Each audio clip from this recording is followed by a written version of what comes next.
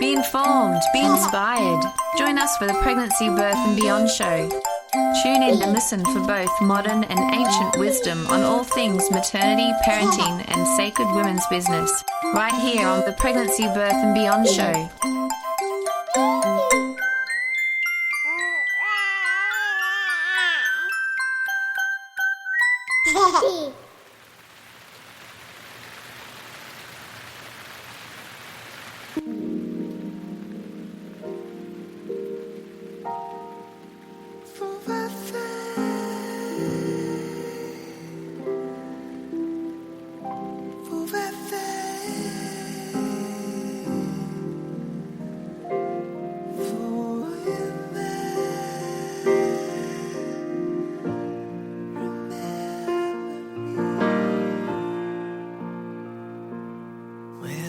Takes a little rain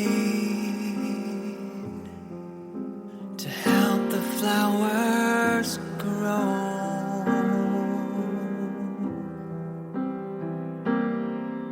and it takes a little rain. Be informed and be inspired. You're tuned to the Pregnancy, Birth and Beyond radio show, presented by 99.9 Bay FM and going across Australia on the Community Radio Network. And you're here with me, Sally Cusack. It's a great pleasure to have you listening in. To clear the air. Is your home making you sick? We're going to be speaking with Reine DuBois, naturopath from the Health Lodge in Byron Bay, about biotoxins. So we're going to be taking a look at how illnesses from biotoxins in the home, such as mould and dust, can take hold of your health, how to identify these things, and the sorts of things that you can do to address them. And I'll be right there when you call on the rain. Call on the rain to come and wash it all away. Welcome to the show, Reine. Thank you, Sally. We're going to be speaking with you today about biotoxins. This is a term that's probably not well understood by many people, but everybody knows about having a wet house, especially in this region. So this is really where one of the main homes of biotoxins, I gather. That's right. The work was done with a doctor in the States, Dr. Ritchie Shoemaker, and the term is water-damaged buildings. And what he found was there was a lot of patients presenting with this chronic fatigue, fibromyalgia type picture, and when he started looking at them, they had all lived in water damaged buildings that had recently been flooded. And so he very scientifically and very meticulously started to work backwards from what was causing these effects, and the term biotoxin was coined. And it is a new word, and I think it's new to a lot of practitioners as well as patients. But what it means, in essence, is where there's been exposure to something either in the environment, or it can be in food. You can get it from food poisoning, or it can be from a pathogen. So tick-borne diseases create biotoxins as well. The body can't metabolize these biotoxins efficiently. It traps the body in what we call the innate immune system. And this is the immune system that when we get a cold or flu, we shouldn't be in it for more than 2 or 3 days. But what biotoxins do is they trap us in this acute immune state. And instead of moving us over into an adaptive immune state, which is where we make antibodies and our immune system gets coordinated, we get stuck in this very acute immune state. If we get caught there, we get caught in this inflammatory cascade, which will interfere with energy, hormones, sleep, and you'll feel a lot of pain, hence the chronic fatigue, fibromyalgia type presentation.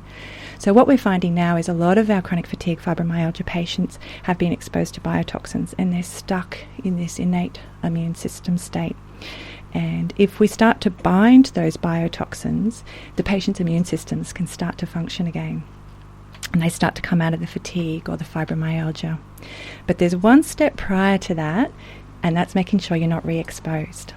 So that's where we need to work in with our building biologists to assess our environments. It's exciting on one level because we know what we're treating, but it's daunting on another level because the journey's big, to the point where some people are having to move homes. Some people are having to renovate quite extensively. It's step number one. There's no point in mopping biotoxins if you're just going to continue to be re-exposed to them.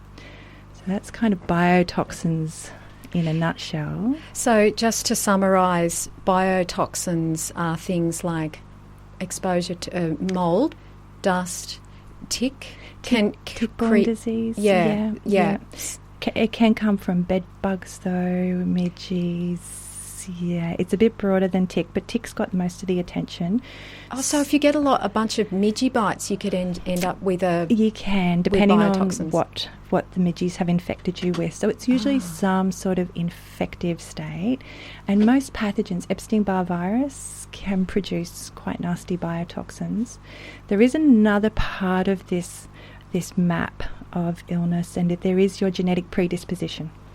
So you and I will have a very genetic predisposition. We can both get bitten by the same midges, but if you have a genetic predisposition, it's more likely that the biotoxins from the midges will tip you into a healing event or a healing crisis.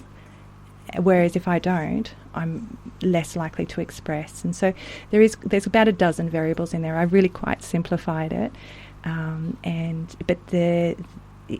Unlike most things in chronic health, we've got a whole picture, and we rarely have that. And so that's what's exciting about this information that Ritchie Shoemaker's brought to us, is every part of this process he has meticulously mapped out. And so I think he should win a Nobel Prize. It's kind of a first in medicine, and in particular in wellness medicine, functional medicine. Well, it takes a tear to clear your eyes. The mopping up of the biotoxins you mentioned is interesting. Really, the bottom line is there's not many of us that aren't in a home that isn't experiencing some sort of water damage. In Australia, homes aren't built for the wet, they're built for the heat. So we don't have good regulations around making homes watertight. And so a lot of us are living in these homes, and most of us are fine. Actually, 25% of us are affected. So 75% of us are fine, and 25% of us are living in a substandard state of health because of the environment we're sleeping in and waking in. So air purifiers are fantastic, and I've seen amazing results with them. You have to get a really good quality one. And dehumidifiers go a long way. Air purifiers will pull the dust particles out of the environment and the mould particles, but the dehumidifiers will pull the moisture out, which is what mould needs to grow. So if it's moist and dark, mould will grow there. And the problem with a lot of houses is it doesn't have good ventilation under the houses. A lot of those old houses, it's just kind of all growing and sitting underneath, and then the particles are just moving up underneath the boards. I've got a first-hand example of an air purifier, and my son, who has quite bad allergies, and I just have it going in his room constantly, and his allergies have been fine since we've been running it.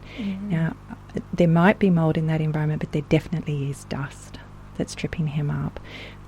We did the whole thing. We ripped all the carpets out of the house, and we, brought the latest Fandangle vacuum cleaner that filters the areas it's vacuuming, but still there's these dust particles. And so you can actually feel it when you walk into his room. The air is clean in his room.